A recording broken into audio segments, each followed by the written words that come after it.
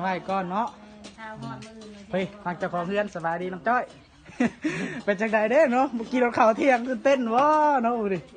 เจ้าของเนาะไปงานได้จ้ะตื่นเต้นเดี๋ยวกินข้าวกินน้ำเลยได้3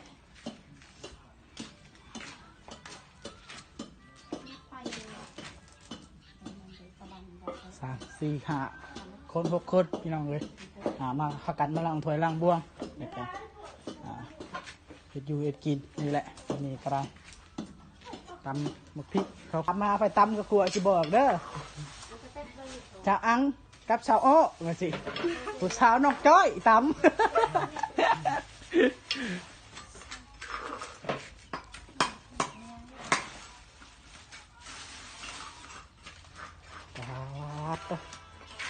สัมพุทธไปหาทางไหนหมานได้ยาวได้ขาไงตลอดแค่นี้เลยโอ้ดู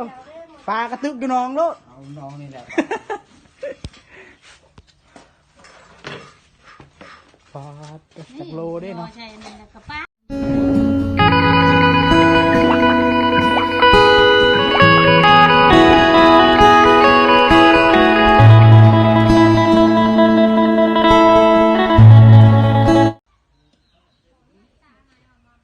พี่น้องเลยเปิดภาพมาบาดนี้แก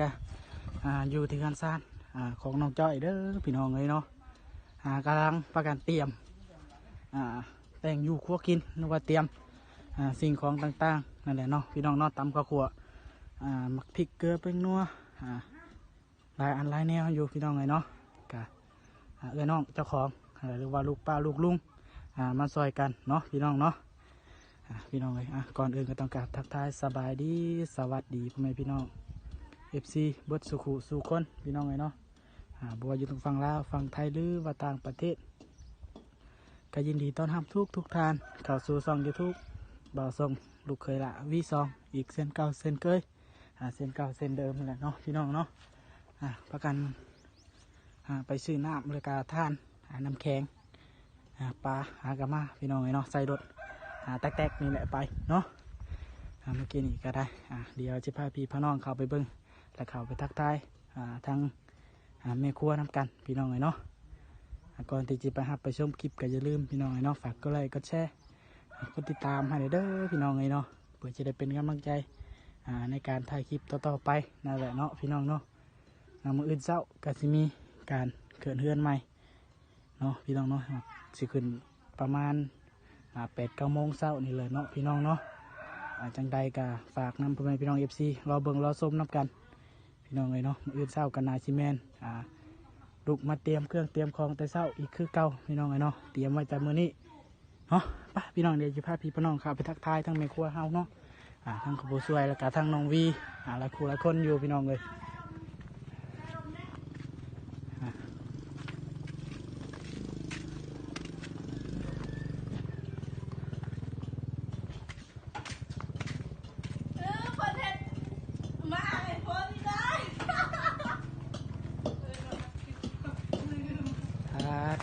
ลืมมาเลยสบายดีเด้อสบายดีผู้สาวสบายดีเด้อเฮ้ยในกลัวเอาไปครูหลายคนอยู่พี่น้องเลยใหม่หัวข่าวแล้ว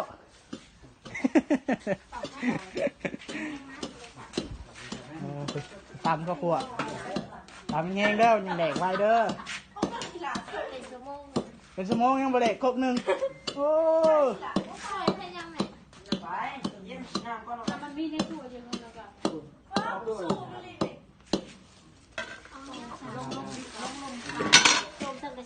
อ๋อ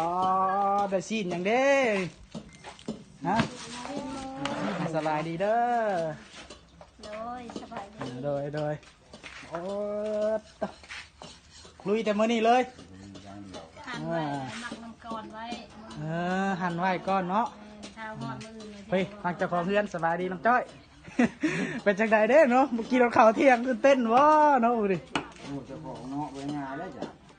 ตื่นเต้นเดี๋ยวกินข้าวกินน้ำเลยได้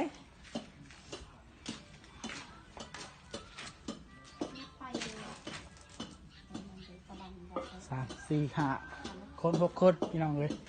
มาพักกันมาล้างถ้วยล้างบ้วงเด็กกันเฮ็ดอยู่เฮ็ดกินนี่แหละนี่ก็ได้ต ตำหมกพริกข้าวคั่ว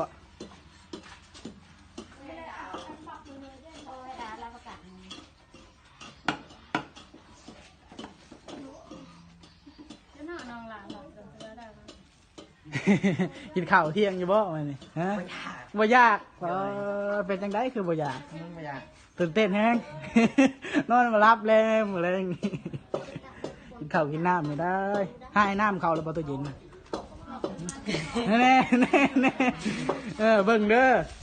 อีกอย่างนึงว่าแขกคนป๊อดเต็มตู้นี่ เป็นยังก็บุกินข้าวกินได้ไรเจ็บท้องเจ็บใส่มาง่ายเลยจะน้อยกินบริขืนเพื่อนนะเจ็บท้องมาวันนี้ละสิเดฮุบจะไปทั้งหมอข้าวเที่ยงก็บุกินนะเมื่อเช้านี่ก็กินอยู่ป่ะ กินยูชาวนี่ บอกยันว่าบุกินข้าวเช้าบุกินข้าวเที่ยงอยู่เริ่มแม่แนวแล้วข่อยว่าแต่ผู้สาวบ่น้องจ้อย ไม่หมู บอกยันว่า แต่ว่าหยอกกันน้องจ้อยปลาได้กับมุมเมียนไว้นี่บอกช่างพูดปลาได้นี่ช่างพูดเลย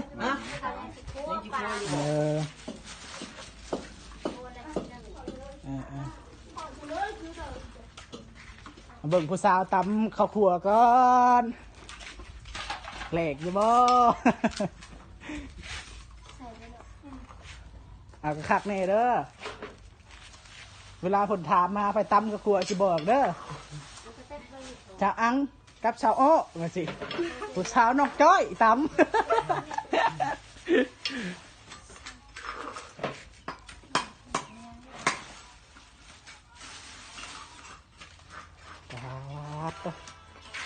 สังพุดไปหาทางไหนหมานได้ยาวแต่ขาไง หล่อแค่นี้แหละ โอ้โหปลากระตึกอยู่น้องโลด เอาน้องนี่แหละ ปลาจากโลได้เนาะ ใช่นี่กระปาดนี่ แล้วโยมมาขึ้นไม่นักโทษเราบ่ เอาไปเลย หนาก็ขึ้นเบิดกระซ้ เอาคือไม่ทำบาทำไม่มี วันนั้น ำบอสผู้ช่วยเข่าก็สวยสกินเลยโอ้ยน้องพี่น้องไงไปดูเบิ้งบนสวยเข่ากูเอาโต๊ะนั่นมากางโลดนี่เอาโต๊ะนั่นมากางสวยเข่าอันตั้งเนี่ยเมตั้งนะให้กลัวรอกเอาไว้สิสวยใส่ขีดินเลยเด้นะอีลุงเอามาโต๊ะนั่นนะลุงเอามากางใส่แล้วได้เฮาก็อันสองอันมันกัดสีไข่กลัวใส่ขีดินเลยฮะเฮาเห็ดอยู่เห็ดกินกันยืนเห็ดกัดสีสบายมันก็ซ้ำเตียงเลยนี่ฮ่านโอ้ยเป็นเด็กสืบเขามาได้แล้วฮะ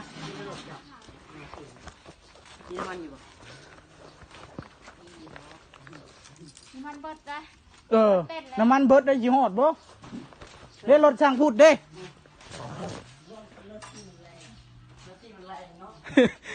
อยากจะได้สุกมาผมก็เคียงจะน้อยรถขี่คนเนี่ย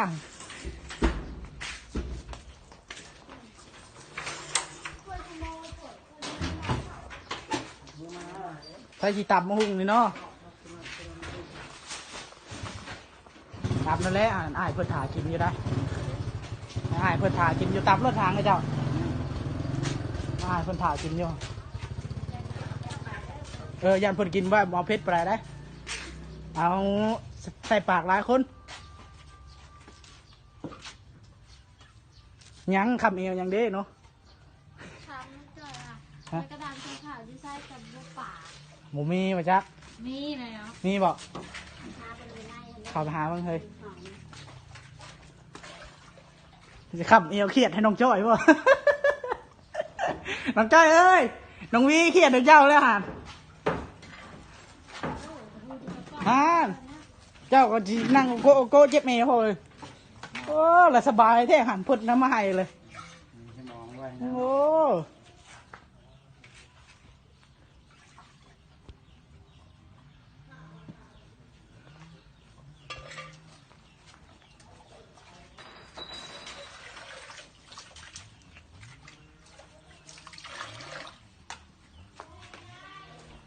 บ่เห็นกับบ่ใส่แล้วเนาะมันบ่มี เอาใช่ ใส่มือเอา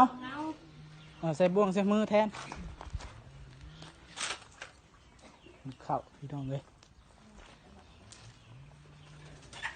เชิญแยกนานาเธอไงอ่างจะเป็นคนนี้ พอแต่สีนี่ก็แตกต่างกับเรื่องคือแดงจริงคือ 15 คัดกัน ตอนนั้นงามเนาะคล้ายๆคือจีน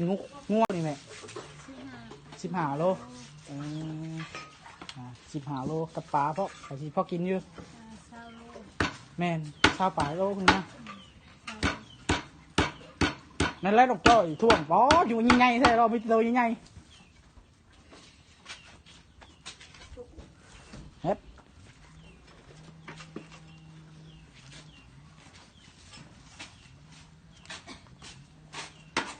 ไม่กระด้ามบ่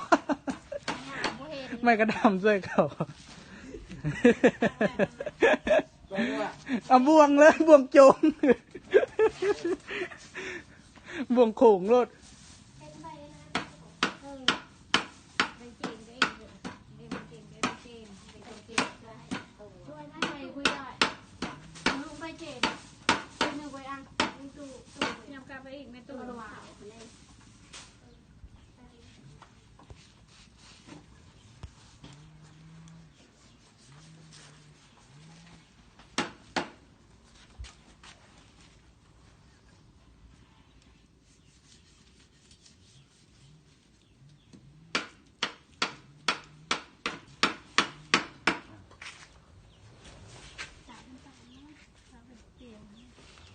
ก็ถือมาทนอนในแท้นอนพลึกพะโลกเมื่อกี้นี่คือว่าฝนตกอยู่ฝนตกลวกเนาะพอดีฮ้อน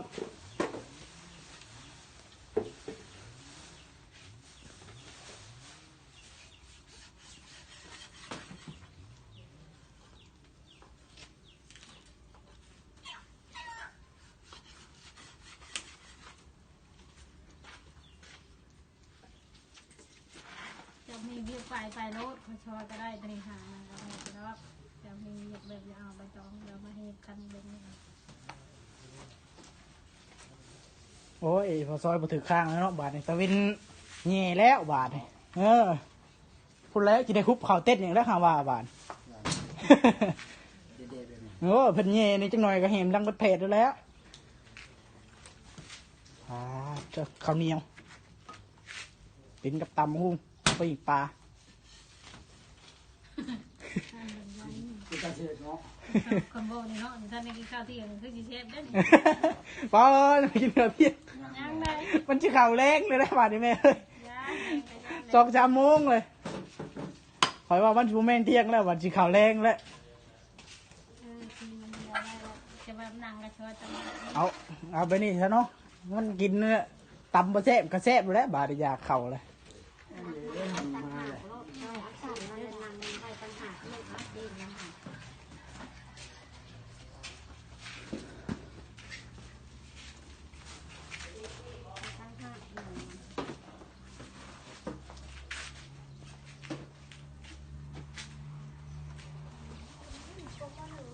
เพราะเกือบพันไม้หมอฮะห้อนปรุงไปได้เบิ่ง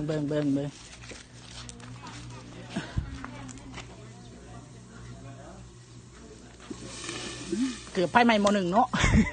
เกือบ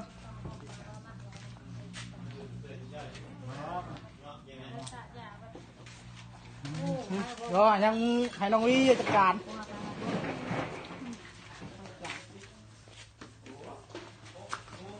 มาเรียงวันที่สี่กันนางโมกินจำหงได้ปะจัดการเลยเรียนว่าพอเนี่ยคณะ โอ้ยเห็นเลย เนี่ยต้องทำยากนะวายเด็กแบบก็รักกับลูกรักกับจานนี่ก็ได้อีหละมาเอา เห็นเลยปิ้งเลย นี่หนังวัน เห็น นี้ ยัง นะ ก็ต้องขออนุญาตเพิ่นก่อนแล้วเนาะ ทำมาก่อนมันแบบพอเนาะ แหม่ ยังจะก่อเงินยังจะก่อเนี่ย โย กันเองเอาหนังง่าย เออ ๆก็ได้นะ กินน้อย ยันพ่อคู่เพิ่นกินนะ บ่ ยันบุพอกินบัตรขาแขกคนมา ไม่ได้เอาหนังไม่ได้ตีจะนอนพอจะกินจะตัดหัวกันบนหัว ขาดแต่แจกในคนเจ้าของท่องเหี่ยวมาได้เลย เฮวเลยประจักนี่ก็จะสิคำ ไม่ปี เด้มันปิ้ง ย่างอันนี้ล่ะ นี่ โอ้ย มีน้ำล้อรุ่นตำหุ่งเลยอ๋อหอนเด้ ขนาดเกลือนะใส่ อ่ะเนาะพี่น้องเนาะคลิปนี้ก็สิประมาณนี้เด้อพี่น้องเลยเนาะถ้าผิดพลาดประการใดก็ต้องขอโทษขออภัยนำพ่อแม่พี่น้องFCบัจจุกุสู่คนพี่น้องเลยสำหรับคลิปนี้มาส่งก็สิจบลงไว้อันนี้แหละเดี๋ยวรอรุ่นคลิปต่อๆไปพี่น้องเลยเนาะจังใดก็ได้เนาะสำหรับคลิปนี้ก็สิขอตัวพ่อแม่พี่น้องFCไปก่อนก็สิขอกล่าวคำว่าสบายดี